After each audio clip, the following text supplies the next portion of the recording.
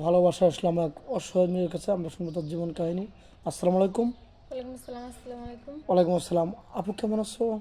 আছি আলহামদুলিল্লাহ, আপনাদের দোয়ায় মোটামুটি ভালো। আপনারা কেমন আছেন? আল্লাহ তালা খুব ভালো লাগছে। আচ্ছা, তোমার নামটা কি আরেকবার জানতে পারি? আমার নাম মোসাম্মদ বৃষ্টি।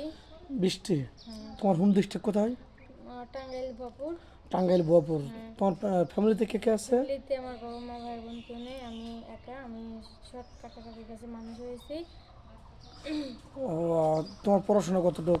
ক্লাস 8 পর্যন্ত লেখাপড়া করছি মাদ্রাসায়। ও, মাদ্রাসায়। হ্যাঁ। তাহলে তো কোরআন শরীফ পড়তে পারো মনে হ্যাঁ, হয়। ইনশাল্লাহ আপনাদের দোয়ায় কোরআন শরীফ নামাজ পড়তে নামাজ পারি। কালাম তো পড়ো না? হ্যাঁ। আসলে আমাদের ক্যামেরার সামনে কি জন্য আসছিলে?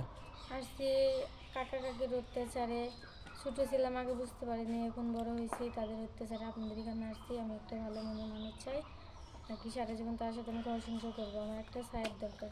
তাহলে তুমি ইতিম, তোমার বাপ মা নেই? হ্যাঁ, আমার বাপ মা কেউ নেই, আমি এতিম ও, অসহায় গরিব। চাচা চাচির কাছে তুমি থাকছো বা মানুষ হয়েছো, এখন তারাও দেখতে পারছে না, এই তো দেখতে বড় পারতেছে না, হয়েছো। তাদের কাজ করলে এক মুঠো ভাত পাই, না পারলে না পাই। তাহলে তো খুবই কষ্ট। যাই হোক, তোমার হৃদয় বিদারণ কথা শুনে কেউ যদি তোমাকে ভালোবেসে একটা চাকরি দেয় বা সেলাই মেশিনের ব্যবস্থা করে দেয় যে আমি তো বিয়ে করবো না, আমার ওয়াইফ আছে, তাহলে কি তুমি গ্রহণ করে নেবে তার অনুদান? হ্যাঁ, আমি নিব, কারণ যাইতে আমার একটা কর্ম করতে দিতে চাইবে, আমি সেটা মেনে নিব। কারণ আমি এখন অসহায় গরিব, খাওয়া দাওয়া কাপড় চোপড় আমি কিছু পাইতেছি না। ও, তাহলে তো তোমার চলা কষ্ট, নেবে না। তো যাই হোক, তোমার বয়সটা কত বলছিলে? বয়স 21 চলতেছে। 21 রানিং। তোমার চেহারা সুন্দর, তুমি অনেক সুন্দর একটা মেয়ে, নামাজ কালাম পড়ো, ভদ্র মেয়ে। তুমি কত বছর বয়স হলে মিস হট মনে করো তোমার তোমার সাথে? আমার সাথে 30 40 50 হলো কোনো আমার আপত্তি নেই। আমি শুধু একটা ভালো মনে মানুষের জীবন তার সঙ্গী চে- সারা জীবন। তার তার চেয়ে চেহারা বেশি যদি কালো হলেও হয়? সমস্যা নেই, কালো হলে সমস্যা নেই, এবং বউ বাচ্চা থাকলেও সমস্যা নেই।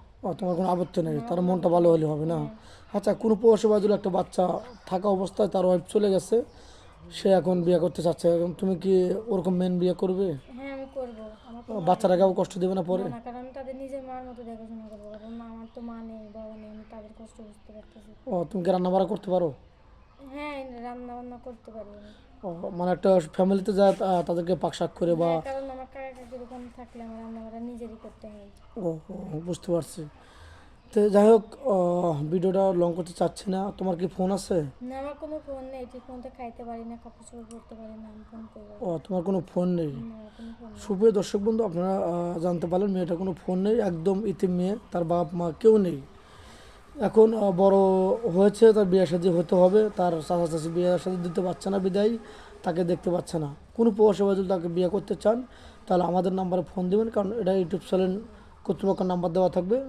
মেয়ের নাম্বার মনে করে কেউ ভিডিও কল দেবেন না, ভিডিও কল দিলে ব্লক করতে বাধ্য হবো। ভালো থাকবেন, সুস্থ থাকবেন, এই বলে শেষ করে দিচ্ছি। আল্লাহ।